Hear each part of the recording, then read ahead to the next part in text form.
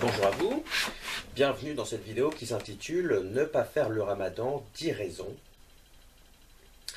Alors, en préambule, je tiens à dire à nos amis musulmans qui regarderaient cette vidéo qu'ils ont bien entendu tout à fait le droit de pratiquer l'islam et de faire le ramadan. Et l'intérêt de cette vidéo n'est absolument pas de promouvoir l'interdiction du ramadan ou quoi que ce soit, mais juste d'expliquer, d'après mon point de vue, 10 raisons pour lesquelles j'estime qu'il est mauvais et nuisible pour l'homme, pour la société, à différents niveaux, de faire le ramadan. Et bien entendu, si les musulmans ont tout à fait le droit de faire le ramadan, et je suis même prêt à revendiquer ce droit qu'ils ont, même si je considère que c'est une mauvaise chose, il est également tout à fait normal que l'on puisse critiquer cela et on est tolérant vis-à-vis d'eux, mais on estime également que c'est important qu'ils soient mutuellement, réciproquement tolérants. On n'est pas implicitement soumis, on n'est pas leur dhimmi. Donc on est tolérant, mais mutuellement tolérant. Ils ont le droit de pratiquer le ramadan, mais nous, de notre côté, on a également le droit de critiquer le ramadan et de faire une vidéo. 10 raisons pour lesquelles le ramadan, il n'est pas bon, il faudrait ne pas faire le ramadan. 10 raisons que je vais expliquer maintenant, que je vais évoquer. Et pour récapituler, en gros, ces 10 raisons, disons qu'en gros, le ramadan contribue à pourrir les sociétés musulmanes, est pénible à supporter et dangereux pour les non-musulmans, fait régresser les musulmans au lieu de les élever, et est une insulte à Dieu, parce que on ose attribuer ça à Dieu. Alors, la première des raisons, c'est tout simplement que, enfin les premières raisons, c'est tout simplement que ça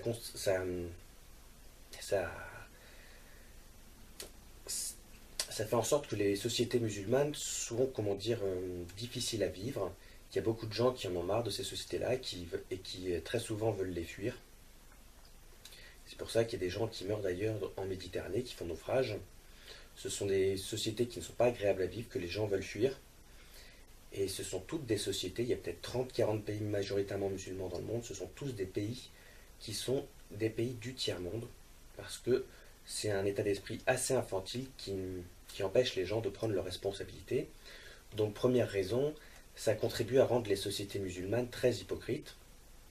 Je ne pense pas inventer la roue en disant que les sociétés musulmanes sont connues pour être hypocrites, mais ce côté on se met en scène, on se fait bien voir, etc., c'est particulièrement hypocrite, et ça contribue à rendre relativement insupportable ces sociétés-là, parce que tout le monde se juge. Deuxième raison, ça rend les sociétés musulmanes relativement stériles et inefficaces, puisque les gens ne sont pas... Il faut de l'énergie pour vivre, pour faire son travail, et les gens ne peuvent pas faire correctement leur travail. Il y avait eu des attentats pendant le ramadan il y a quelques années en Tunisie, dans un club de vacances, il me semble, et les policiers n'avaient pas bien pu intervenir parce qu'ils étaient fatigués et qu'ils n'étaient pas aptes à faire leur travail correctement.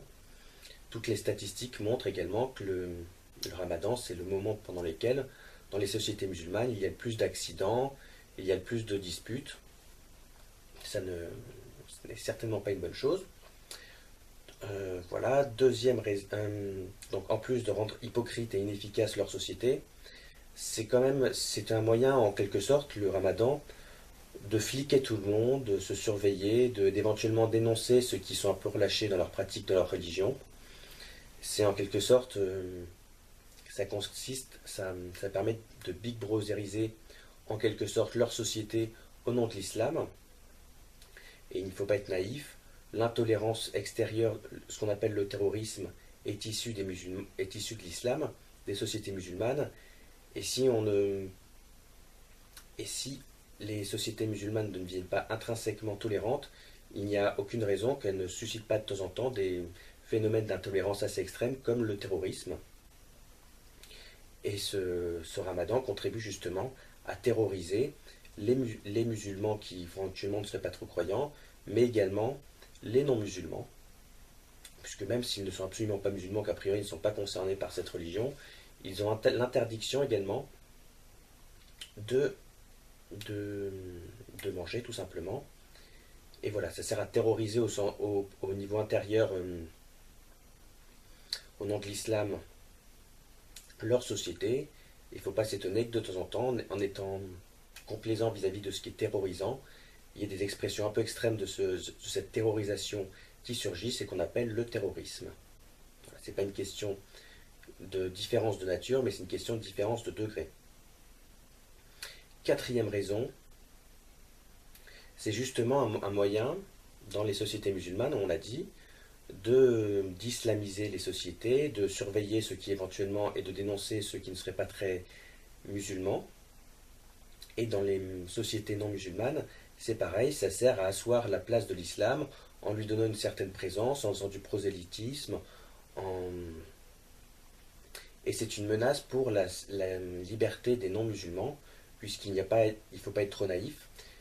Plus l'islam s'implante quelque part, plus la liberté des non-musulmans diminue. Et les médias qui présentent ça de façon un peu excentrique, en, en diffusant par exemple à la fin du ramadan à la télévision une soirée du ramadan ou une nuit du ramadan, je ne sais plus très bien, c'est tout simplement irresponsable et par leur démagogie et leur complaisance vis-à-vis de l'islam, ils contribuent tout simplement à faire régresser la liberté des non-musulmans où l'islam progresse, dans les zones où l'islam progresse. Cinquième raison, ça c'est pas forcément la plus agréable à dire à nos amis musulmans, mais il faut quand même le dire. Cinquième raison, nos amis les musulmans sont particulièrement pénibles à supporter durant cette période. Ils nous cassent les oreilles avec leur raffut, leur ramdam justement, autour du ramadan. Et ils sont particulièrement nerveux et excités à cette période de l'année. Et très honnêtement, bon, si je devais en choisir une seule, ce serait celle que je choisirais.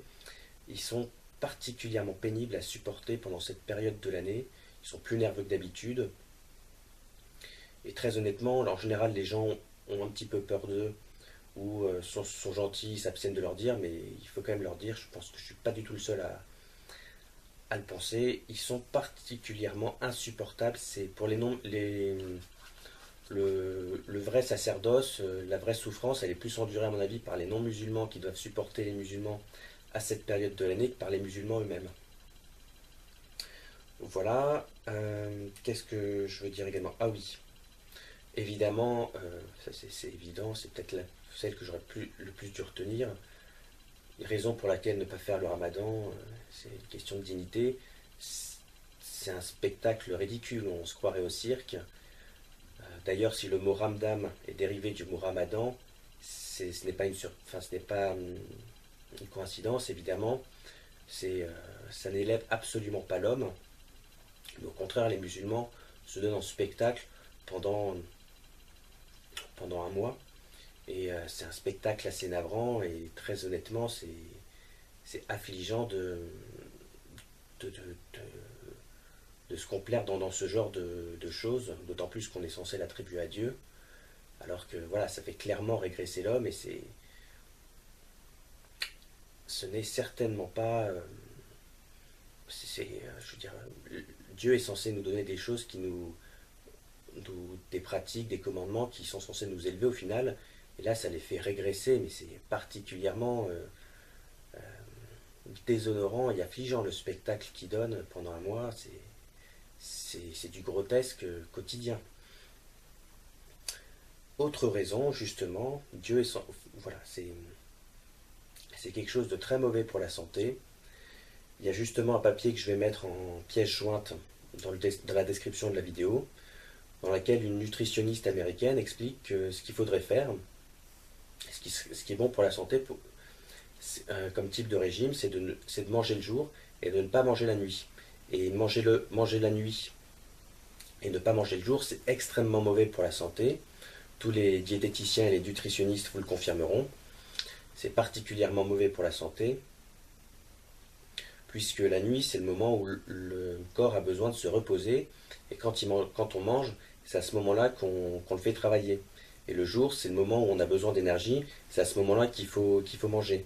Et le ramadan, c'est exactement le contraire. On ne mange pas pendant le jour, et on mange pendant la nuit. C'est totalement mauvais pour la santé. Autre chose, Jésus dans l'évangile, je mettrai les références sur la vidéo et en dessous dans la description de la vidéo, nous dit que c'est absolument pas ce qu'il faut faire. Lors du début du carême, le mercredi des cendres, on lit un texte à l'église. Dans ce texte, Jésus, qui est issu des évangiles, Jésus nous dit voilà ce qu'il faut faire pendant le carême, pendant la période de jeûne, et également ce qu'il ne faut pas faire. Et ce qu'il ne faut pas faire, c'est exactement ce que les musulmans font. Ce qu'il ne faut pas faire, voilà, je lis l'extrait. Jésus dit à ses disciples, lorsque vous jeûnez, ne prenez pas un air triste comme les hypocrites, qui se donnent une mine défaite pour bien montrer aux hommes qu'ils jeûnent. En vérité, je vous le dis, ils ont reçu leur récompense. Mais toi, lorsque tu jeûnes, parfume-toi la tête et lave ton visage, afin qu'il ne paraisse pas aux hommes que tu jeûnes, mais seulement à ton Père qui est dans le secret, et ton Père qui voit dans le secret te le rendra. Autrement dit, Jésus ne fait que confirmer, enfin préfigurer, si j'ose dire, l'adage qui dit « le bien ne fait pas de bruit et le bruit ne fait pas de bien ». Et foncièrement, ce que dit Jésus, c'est que la période de jeûne n'est pas un prétexte pour se donner en spectacle et pour faire du prosélytisme et asseoir un pouvoir politique. C'est foncièrement la vue, la finalité du ramadan, c'est la seule raison pour laquelle il y a cette période de jeûne, c'est juste pour faire du prosélytisme et asseoir un pouvoir politique. D'autre part, évidemment, attribuer quelque chose d'aussi navrant et qui fait régresser l'homme et qui lui est nuisible, qui est nuisible également à sa société et aux autres sociétés, c'est évidemment un blasphème que d'attribuer ça à Dieu. C'est l'avant-dernière raison. Et en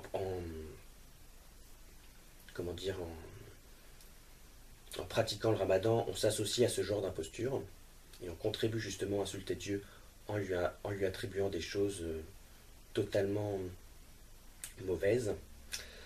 Dernière raison, le ramadan, il semblerait que ce soit juste un pastiche probable du carême. C'est pas la partie que je maîtrise le mieux, je vous avouerai.